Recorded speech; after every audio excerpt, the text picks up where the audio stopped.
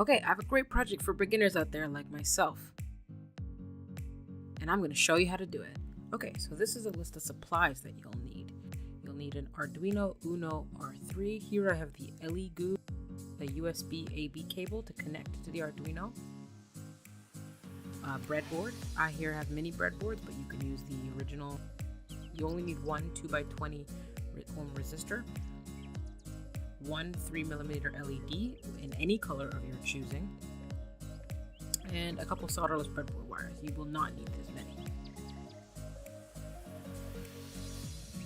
Okay, so here we're going to install the blink example. It's actually one of the sketches Arduino provides. So what you see me here doing is just checking that my Arduino is being read properly by my computer. So here I have the Arduino UNO R3 showing, and then here it's COM4 on my computer. It could be COM3, I think, or in yours. And I just selected the blink project, and here it's uploading. If you're successful in loading the sketch onto your Arduino, you'll see the LED light on the board blink rapidly.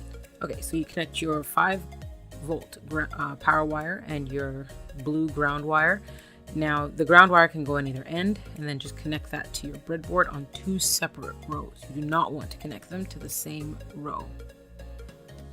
Then you connect any colored wire into the 13 pin, and again connect that into a separate row of the breadboard. Take another ground wire, connect it beside your originally placed ground wire. Here I made a slight mistake. I needed to leave space for the resistor, so connect the other end of the ground wire to another row, a couple rows down.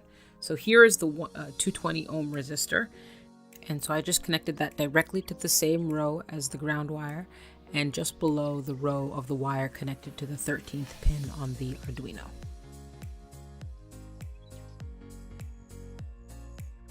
And just a quick tip about the LED. So the longer pin that I'm pointing to is your positive anode end, and the shorter pin is your negative cathode end. And when you connect it, you want the anode connected to the row of the 13th pin wire, and you want the cathode connected to the row of the resistor.